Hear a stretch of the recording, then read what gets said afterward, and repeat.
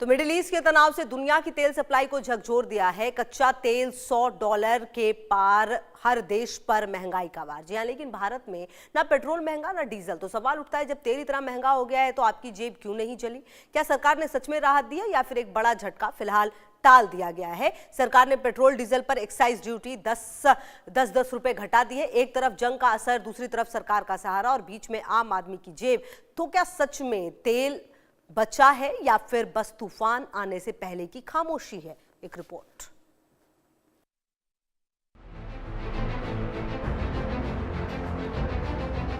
Waste Asia में बढ़ते तनाव ने एक बार फिर से दुनिया की अर्थव्यवस्था की नब्ज पकड़ दी है, क्योंकि ये वही इलाका है जहां दुनिया की तेल की सप्लाई की लाइफलाइन गुजरती है। हॉर्मुज स्ट्रेट, जहां से करीब 20% ग्लोबल कच्चा तेल ट्रांसपोर्ट होता है। जैसे ही यहां खतरा बढ़ा, वैसे ही बाजार में घबराहट फैल गई।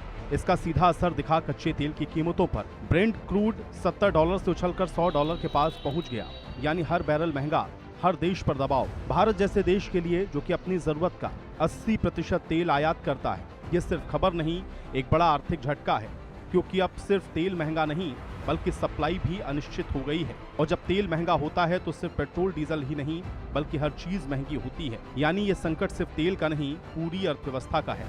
पेट्रोल डीजल पर एक्साइज ड्यूटी। पेट्रोल पहले 13 रुपए, अब 3 रुपए। डीजल पहले 10 रुपए, अब 0 रुपए। इस बढ़ते संकट के बीच सरकार ने एक और बड़ा त्वरित फैसला किया। पेट्रोल और डीजल पर एक्साइज ड्यूटी में भारी कटौती करके पेट्रोल पर 13 रुपए से घटाकर सिर्फ 3 रुपए और डीजल पर 10 रुपए से सीधे 0 कर दिया। यानी सरकार ने अपने राजस्व में बड़ी कमी स्वीकार की, ताकि तेल कंपनियों को राहत मिल सके और बढ़ती लागत का पूरा बोझ जनता पर न डाले। इसके साथ ही डीजल और एटीएफ के निर्यात पर ड्यूटी बढ़ाई गई, ताकि देश के भीतर इनकी उपलब्धता बनी रहे। सरकार का साफ संदेश है कि अंतर्राष्ट्रीय संकट का असर भारतीय उपभोक्ताओं पर कम पड़े। लेकिन यहाँ समझने वाली बात यह है कि ये कदम राहत देने के लिए कम और संकट को संभालने के लिए ज्यादा है। यानी सरकार ने कीमतें घटाने के लिए नहीं बल्कि उन्हें बढ़ने से रोकने के लिए ये कदम उठाया है। देश में पेट्रोल और डीजल के दाम। दिल्ली पेट्रोल 94 रुपए 77 पैसे प्रति लीटर, डीजल 87 रुपए 67 पैसे प्रति लीटर। नोएडा 94 रुपए 85 पैसे प्रति लीटर, डीजल 87 रुपए 98 पैसे प्रति लीटर। मुंबई पेट्रोल 103 रुपए 54 पैसे प्रति लीटर, डीजल 90 रुपए 3 पैसे प्रति लीटर। चेन्नई पेट्रोल 100 रुपए 80 पैसे प्रति लीटर, डीजल 92 रुपए 38 पैसे प्रति लीटर। लखनऊ 94 रुपए 69 पैसे से 94 रुपए 84 पैसे प्रति लीटर, डीजल 87 रुपए 81 पैसे से 88 रुपए 05 पैसे प्रति लीटर।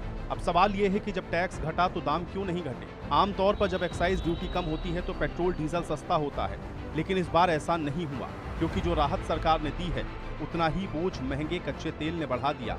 एक आसान गणित को समझिए, अगर कच्चा तेल $1 बढ़ता है तो पेट्रोल और डीजल की लागत 60 पैसे प्रति लीटर बढ़ती है। यानी 70 से $100 का उछाल, सीधे 15 से 18 रुपए प्रति लीटर पर दबाव। अब अगर सरकार टैक्स घटाकर 10 रुपए की राहत दे रही है तो वो सीधे आपकी जेब में नहीं जाता, बल्कि उससे तेल कंपनियों का नुकसान कम होता है। यानी आपको सस्ता तेल नहीं मिला बल्कि महंगा होने से बच गया। यही इस पूरी कहानी का असल सच है। कुछ समय पहले तक तेल कंपनियों के लिए सब कुछ ठीक ठाक चल रहा था। जब कच्चा तेल 65 से $70 के आसपास था तो कंपनियां हर लीटर पर करीब 8 रुपए का मार्जिन कमा रही थी। खर्च निकालने के बाद भी करीब 3 रुपए का मुनाफा बच रहा था। लेकिन जैसे ही कीमतें $100 के पार हुई, वैसे ही ये पूरा गणित बिगड़ गया। अब जो मुनाफा था वो धीरे धीरे खत्म हो रहा है और कई मामलों में नुकसान के बदलने का खतरा भी है। इंडियन ऑयल जैसी कंपनियों ने पिछले 6 महीने में बम्पर मुनाफा कमाया, लेकिन अब महंगे कच्चे तेल के कारण रोज टिक पाना मुश्किल है। ऐसे में अगर सरकार एक्साइज ड्यूटी कम नहीं करती तो कंपनियां सीधे दाम बढ़ाकर अपना नुकसान कवर करती। यानी सरकार की राहत कंपनियों के लिए ऑक्सीजन का काम कर रही है। देश में पर्याप्त तेल भंडार। कई शहरों में पेट्रोल पंप पर भीड़ और अफरा तफरी थी। लोगों ने घबराकर ज्यादा पेट्रोल और डीजल खरीदा। सरकार ने कहा कि देश में तेल की कोई कमी नहीं है। तेल कंपनियों के पास पूरा स्टॉक मौजूद। बाहर से लगातार तेल मंगाया जा रहा। सप्लाई पूरी तरह से नॉर्मल चल रही है। कमी नहीं है, बस डर फैल गया था। आम आदमी के लिए ये स्थिति थोड़ी राहत और थोड़ा खतरा दोनों तरह से है। राहत इसलिए क्योंकि पेट्रोल और डीजल के दाम नहीं बढ़े, लेकिन खतरा इसलिए क्योंकि ये राहत स्थायी नहीं है। आप आज जितना खर्च कर रहे हैं वो कम नहीं हुआ, बस बढ़ने से बच गया। यानी आपको फायदा नहीं मिला बल्कि नुकसान टल गया। और अगर अंतर्राष्ट्रीय बाजार में कच्चे तेल की कीमतें ऐसे ही ऊंची बनी रहीं तो आगे चलकर दो ही रास्ते बचेंगे। या तो सरकार लगातार बोझ उठाए जिससे राजस्व पर दबाव बढ़ेगा, या फिर आखिरकार दाम बढ़ाने पड़ेंगे। यानी कि आज की राहत कल का संकट भी बन सकती है। और यही वजह है कि तेल की ये कहानी दरअसल एक टलते हुए तूफान की कहानी है।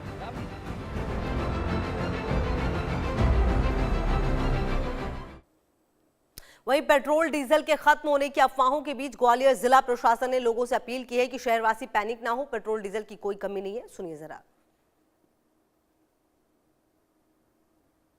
ग्वालियर जिले में पेट्रोल डीजल की पर्याप्त उपलब्धता है। हमारे यहाँ रायरी डिपो है और पेट्रोल पंपों पर भी पेट्रोल उपलब्ध है। हमारे यहाँ लगभग 25 दिन का पेट्रोल डीजल उपलब्ध है। जिले में पेट्रोल डीजल की कोई समस्या नहीं है। हमारे यहाँ नॉर्मल स्थिति है। दूसरे शहरों से अफवाहें आ रही हैं कि ये जो अफवाहें हैं, लोगों के मन में एकदम लग रहा है कि कोई पैनिक स्थिति बनेगी, तो ग्वालियर जिले में पर्याप्त उपलब्धता है।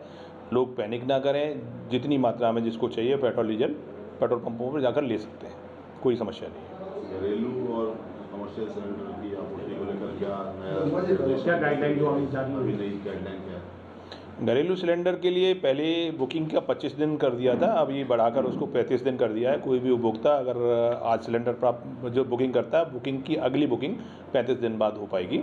और जो भी उपभोक्ता हैं उनको हम पर्याप्त जैसी बुकिंग कर रहे हैं और उनको हम सिलेंडर घर पर पहुँचवा रहे हैं। कमर्शियल सिलेंडर की बात है, जहाँ तक जन सुनवाई में भी मामला है, कमर्शियल सिलेंडर की एक शासन द्वारा एक गाइडलाइन जारी की गई है। हम कमर्शियल सिलेंडर अभी जिले में प्राप्त नहीं हो पाए हैं, तो जिले में जैसे ही आएंगे तो हम उस गाइडलाइन का पालन करते हुए लोगों को कमर्शियल सिलेंडर उपलब्ध कराएंगे। सिंगल और डबल कनेक्शन के लेकर कुछ अलग अलग नियम है वितरण को लेकर?